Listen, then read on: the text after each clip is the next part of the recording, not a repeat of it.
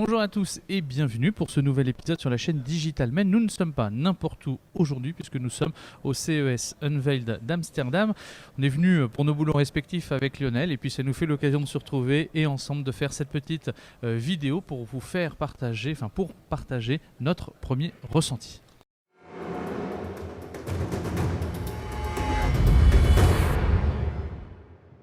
Eh bien, le CES est organisé ici dans un lieu magnifique que je ne citerai pas, mais si je tente, allez, Beers van Berlage, qui probablement est mal prononcé. Moi, je le prononce quand même. Oui, pas mal. Pour un Français qui. Voilà, c'est ça. Et en tout cas, le lieu est magnifique. C'est en brique, probablement ça a au moins 200 à 300 ans. C'est parfaitement restauré. Et ici, on nous accueille avec des cafés. Et puis, on attend qu'un certain nombre de stands ouvrent parce que les conférences battent déjà leur plein depuis ce matin. Voilà, donc on est entre deux conférences pile poil. Et avant d'aller plus loin, on va vous inviter à vous abonner directement à cette chaîne et puis aussi à visiter le site du guide de survie du CES, livre que nous publierons normalement d'ici fin novembre et qui vous donnera tous les tips and tricks, les astuces, etc. pour vivre le CES quand vous y êtes présent. Et puis avec une très bonne idée de Benoît, même si vous n'y êtes pas, vous pourrez vivre le CES parce qu'on vous donnera 2-3 tips and tricks à ce sujet. Mais bon, revenons sur le CES Unveiled d'Amsterdam avec déjà quelques startups qui nous ont tapé dans l'œil, qu'on va aller rencontrer, qu'on va tester parce qu'on a eu des échanges avec eux pour l'instant par email. Et je crois qu'il y en avait une première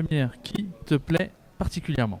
Alors c'est pour vous parler de Circularize. C'est une start-up qui propose un service dans le cloud, un service de blockchain pour sécuriser la traçabilité de votre chaîne d'approvisionnement, de votre supply chain. Voilà, on en parlait beaucoup de la blockchain. Maintenant, on commence à voir vraiment des services qui s'adressent au core business des entreprises de façon as a service dans le cloud. C'est de l'efficacité, ça c'est très bien.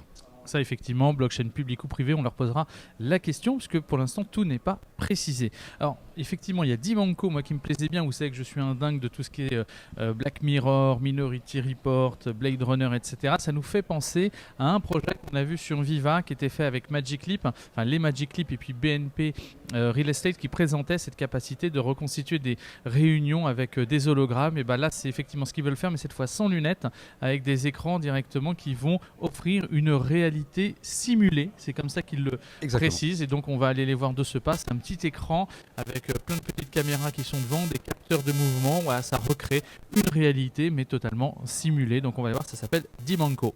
Eh bien moi je vais vous parler de Meatable. Là on est directement parti dans la food, mais dans la food qui est sustainable, c'est-à-dire qui préserve l'environnement. En gros, pour avoir un steak dans votre assiette, il faut qu'un bœuf soit élevé à peu près pendant 3 ans. Et bien eux, à partir d'une cellule, en 3 semaines, ils vous créent le steak. On va essayer de goûter. Empreinte carbone, greenification, il y a énormément de choses derrière. On est effectivement dans la food tech, c'est un peu moins food tech, mais c'est plus consumer. Le produit final, ça s'appelle Eatbox. Alors vous pourrez le retrouver, ça s'appelle My Eatbox directement avec un H. Et vous allez pouvoir, c'est un espèce de Tupperware qui réchauffe automatiquement les plats avec une petite batterie, ce qui peut être intéressant. Je crois qu'il y a le même pour les boissons. Voilà. Alors c'est pas forcément extrêmement intelligent, mais ça fait aussi partie des CES Unveiled de découvrir ces produits électroniques destinés aux consommateurs finaux. Voilà. Donc alors, il y avait aussi Instagrid dont tu voulais nous parler. Alors Instagrid, il se positionne comme étant une batterie extrêmement puissante par rapport à son poids. L'idée, c'est d'être capable de produire 3500 watts dans quelque chose qui est absolument transportable et qui fait 15 kg. L'énergie électrique, c'est pratique, mais quand on doit déplacer des groupes électrogènes sur des petits chantiers, c'est compliqué. Eh bien eux, ils se promettent de nous donner cette puissance pour simplement un poids de 15 kg pratiquement avec une valise à roulettes. On l'emmène n'importe où et on peut produire de l'énergie et travailler avec. Donc là, effectivement, encore un projet qui se veut révolutionnaire. Donc absolument, les batteries, ça va être central. De toute façon, on va bien le voir sur l'automobile. On va bien le voir effectivement sur la capacité de stocker de l'énergie. À mon avis, sur le prochain CES, il y aura beaucoup de choses. Je voudrais vous parler aussi, puisque Lionel a pris les sujets un peu tendus technologiquement. Moi, je vais vous parler de choses beaucoup plus simples. Il y avait le Mate2Go, dont on voit un Mate2, le chiffre Go, qui est un peu ce qu'on avait vu au CES en janvier, qui est tout simplement cette petite valisette réfrigérée qui permet de transporter ces médicaments entre 2 et 8 degrés. Oui, très pratique pour les gens qui ont des médicaments qui doivent être en permanence à température. Comme le par exemple, voilà, effectivement. Exactement. Moi, je vais vous parler d'une société qui s'appelle No K-N-O-W, Tice, No Tice. Eh bien, c'est une société qui se propose de développer et d'automatiser des solutions de mapping de la connaissance. Alors, mapping de la connaissance, ce sont des softs qui sont dans le cloud et qui vont permettre aux entreprises de maintenir les niveaux de compétences et de garder évidemment la capacité de prendre des décisions et de rentabiliser leurs investissements sur le domaine du savoir. C'est à visiter ça. Hein. C'est à visiter parce que ça pourrait laisser présager une nouvelle manière de classer les gens. Voilà, nonobstant les différents échanges que nous avons eus sur le Libra et le Crédit Social récemment.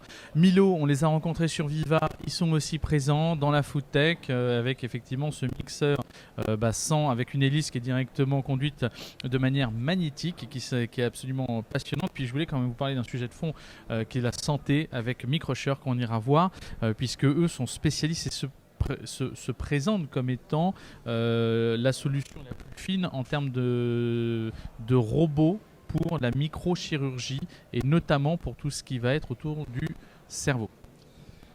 Donc dans tout ça pour faire une toute petite conclusion, parce qu'on ne va pas s'étendre davantage, on pourra revenir sur... On reviendra dans un épisode plus détaillé à notre retour. En tout cas, ce que l'on peut dire, c'est qu'il y a pas mal d'IA, beaucoup de choses qui se portent sur le green et la santé, donc sur l'humain, à la fois de la connaissance, de l'apparition de blockchain un petit peu dans le cloud as a service. Bref, on est peut-être dans les prochaines grandes tendances que l'on pourra découvrir de là pour le coup avec des centaines d'exposants et de startups en janvier. Mais là, c'est déjà pas mal. Un CES qui s'annonce extrêmement dense, qui a déjà commencé très tôt. On se retrouve très vite pour de nouvelles aventures autour du digital. On vous fera un détail plus fin de toutes ces startups que nous aurons rencontrées. Puis nous, on va retourner au petit four et au café en attendant la prochaine conférence et puis l'ouverture de tous ces stands avec les exposants. À très vite. Bye bye.